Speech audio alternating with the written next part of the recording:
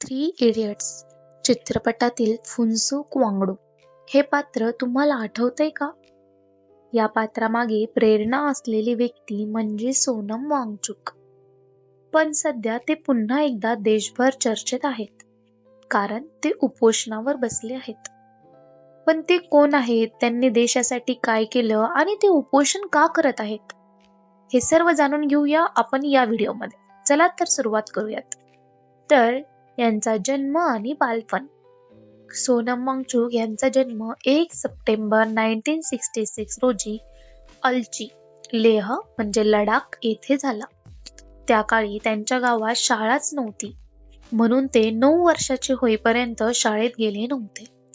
त्यांच्या आईने त्यांना घरीच लडाखी भाषेत शिक्षण दिलं.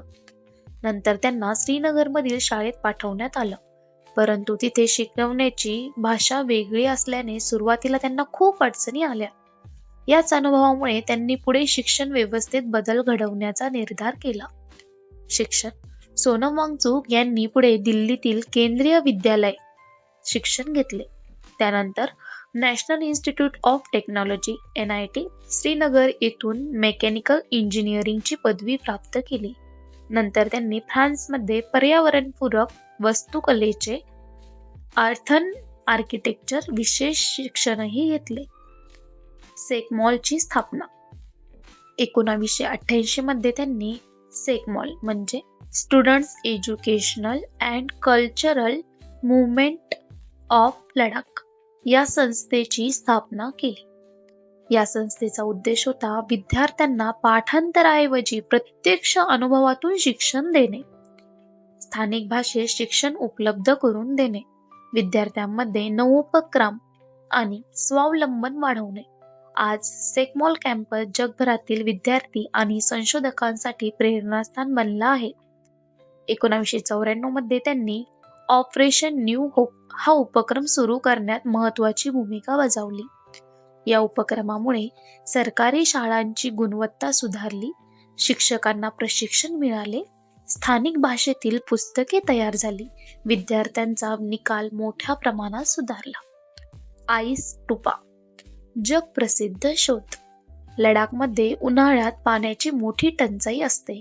ही समस्या सोडवण्यासाठी सोनम वांगचुक यांनी आईस टुपा ही अभिनव संकल्पना विकसित केली. हिवाळ्यातील पाणी शंकूच्या आकारात गोठवून साठवले जाते. उन्हाळ्यात हा बर्फ हळूहळू वितळतो आणि शेतीसाठी पाणी उपलब्ध करून देतो. आज ही कल्पना जगभरात पर्यावरणपूरक उपाय म्हणून ओळखली जाते. सौर ऊर्जेवर चालणारे विद्यालय.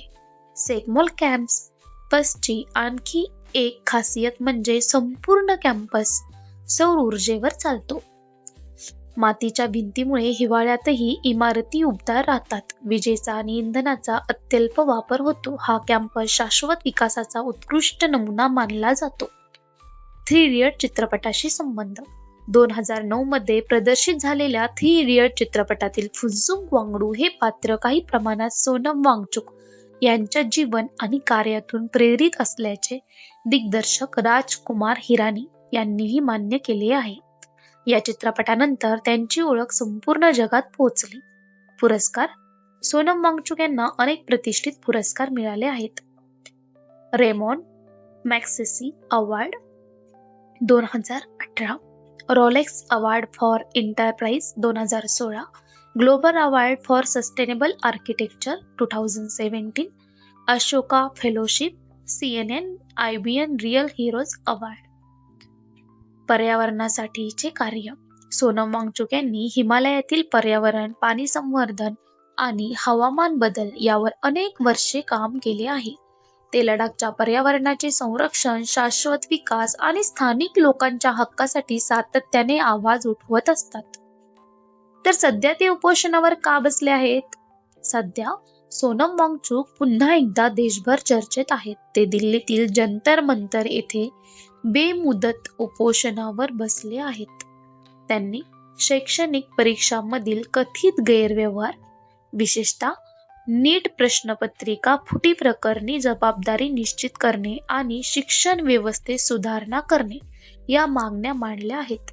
तसेच त्यांनी केंद्रीय शिक्षण मंत्र्याच्या राजीनाम्याचीही मागणी केली आहे. उपोषण दरम्यान त्यांच्या प्रकृतीची चिंता व्यक्त करण्यात आली आहे. वृत्तानुसार त्यांचे वजन कमी झाले असून डॉक्टर त्यांच्यावर सतत लक्ष ठेवून आहेत.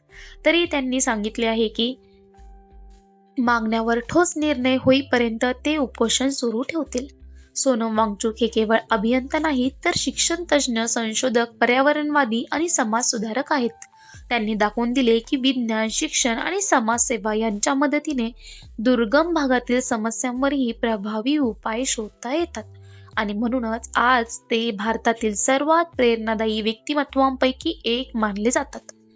तर तुम्हाला काय वाटते राजीनाम्याविषयी? कमेंटमध्ये नक्की सांगा.